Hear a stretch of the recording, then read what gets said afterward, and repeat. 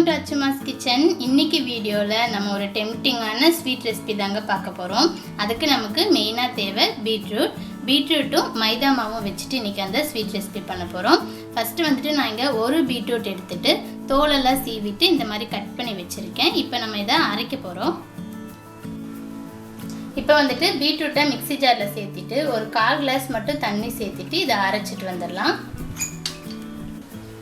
இப்போ பாருங்கள், அரைச்சதை வந்துட்டு நமக்கு இப்போ தண்ணி மட்டும்தான் தேவை. இப்போ இந்த பீட்ரூட்டை சேர்த்திட்டு நம்ம வந்து இந்த தண்ணியை நல்லா வடிச்சு எடுத்துடலாம்.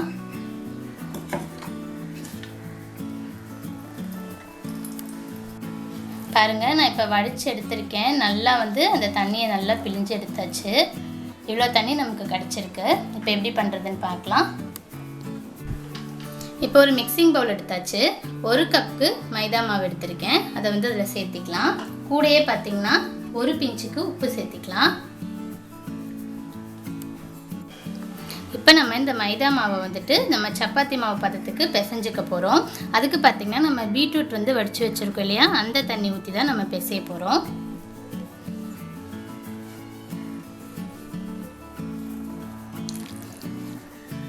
பாருங்கள், கலர்ஃபுல்லாக இருக்கும்.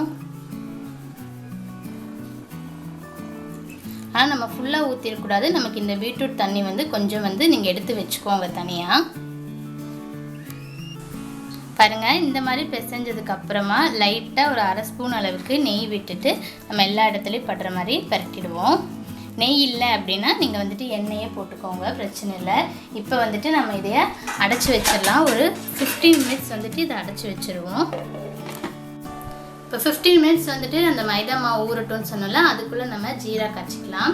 இப்போ பார்த்தீங்கன்னா நான் இங்கே 3/4 கப்பு சுகர் எடுத்திருக்கேன். இந்த 3/4 கப் சுகர் சேர்த்திட்டு நம்ம வந்துட்டு பீட்ரூட் வந்து கொஞ்சம் நான் வெயிங்கன்னு சொன்னேன் இல்லையா, அந்த சாறு வந்துட்டு நான் அதில் சேர்த்திக்க போகிறேன். இது எவ்வளோ இருக்குன்னு பார்த்தீங்கன்னா கரெக்டாக வந்துட்டு ஒரு கிளாஸ் அளவுக்கு மிச்சம் இருந்துச்சு. அந்த 1 கிளாஸை வந்துட்டு நான் அதில் ஊற்றிட்டேன். அது இல்லாமல் நான் வந்துட்டு ஒரு 2 கப்பு நான் வந்து சுகர் எடுத்தோம் இல்லையா, 3/4 கப்பு, அந்த மெஷர்மெண்ட் கப்லேயே 2 கப் அளவுக்கு தண்ணி சேர்த்திக்க போகிறேன். 1 கப் தண்ணி, இன்னொரு கப் சேர்த்திக்கிறேன்.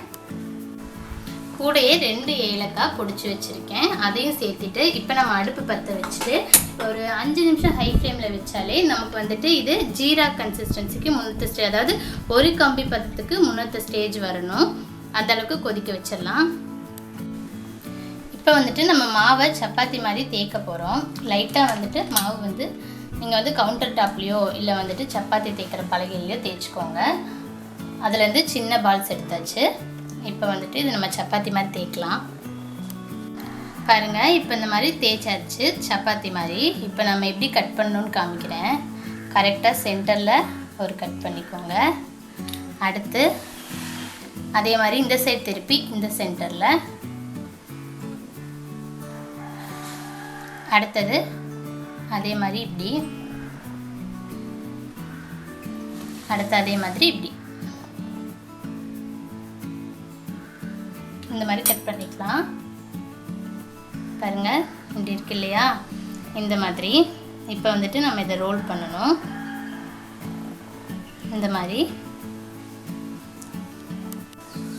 இப்போ கட் பண்ணி எடுத்துட்டு பாருங்கள், இந்த மாதிரி ரோல் பண்ணிக்கலாம்.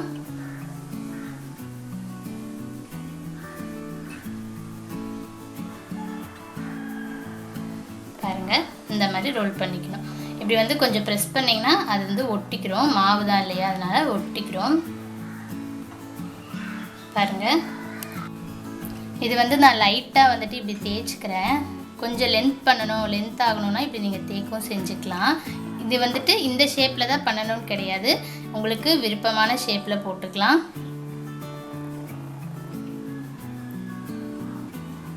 ஓகே, இதே மாதிரி எல்லாத்தையும் ரெடி பண்ணிடுவோம். பாருங்கள், இந்த மாதிரி நம்ம எல்லாமே பண்ணி எடுத்துட்டோம். அதே மாதிரி நம்மளோட ஜீராவும் தயாராகிடுச்சு. நம்ம ஜீராவும் பார்த்திங்கன்னா கரெக்டாக வந்துட்டு நம்ம கம்பி பதத்துக்கு முன்னத்த ஸ்டேஜ் வந்துடுச்சு. இதை வந்துட்டு நல்லா ஆற வச்சிடலாம். இப்போ நான் எண்ணெய் காய வச்சுருக்கேன். எண்ணெய் வந்துட்டு நல்லா சூடானோன்னு மீடியம் ஃப்ளேமில் வச்சுக்கோங்க. இப்போ நம்ம ஒன்றா போட்டு பொரிச்சிடலாம். அழகாக இருக்குல்ல, கலர்ஃபுல்லாக சூப்பராக இருக்கு பாருங்கள்.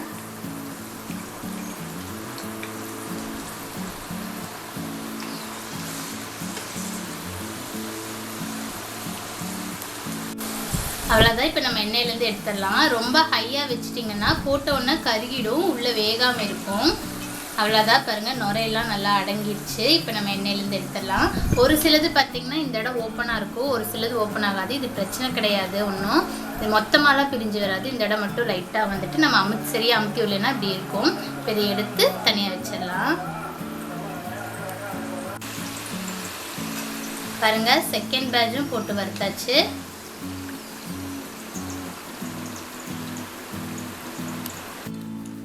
பாருங்கள், இப்போ நம்ம எல்லாமே வறுத்து முடிச்சாச்சு. இப்போ வந்துட்டு இதை நான் இந்த பீட்ரூட் ஜீராவில் சேர்த்துக்க போகிறேன். இப்போ சேர்த்திட்டு இது வந்துட்டு ஒரு 3 hours வந்துட்டு அப்படியே இருக்கட்டும், க்ளோஸ் பண்ணி வச்சிடலாம். நம்ம வந்துட்டு குலாப் ஜாமுன் மாதிரி ஹோல் நைட்டில் இது ஊறணும்னு இல்லைங்க, ஒரு 3 hours ஊறினா போதும். நல்லா மிக்ஸ் பண்ணி விட்டுட்டு அடைச்சி வச்சு 3 hours கழித்து நம்ம பார்க்கலாம். இப்போ 3 hours ஆயிடுச்சு. சூப்பராக ஊறி நம்மளோட பீட்ரூட் ஸ்வீட் தயாராகிடுச்சு. ட்ரை பண்ணி பாருங்கள், கண்டிப்பாக எல்லாருக்கும் ரொம்ப பிடிக்கும். ஒரு வித்தியாசமான டேஸ்ட்டில் இருக்கும். இது மாதிரி ட்ரை பண்ணிவிட்டு எப்படி இருக்குன்னு சொல்லி உங்கள் கமெண்ட்ஸ் அண்ட் ஃபீட்பேக் சொல்லுங்கள். தேங்க்யூ, தேங்க்ஸ் ஃபார் வாட்சிங்.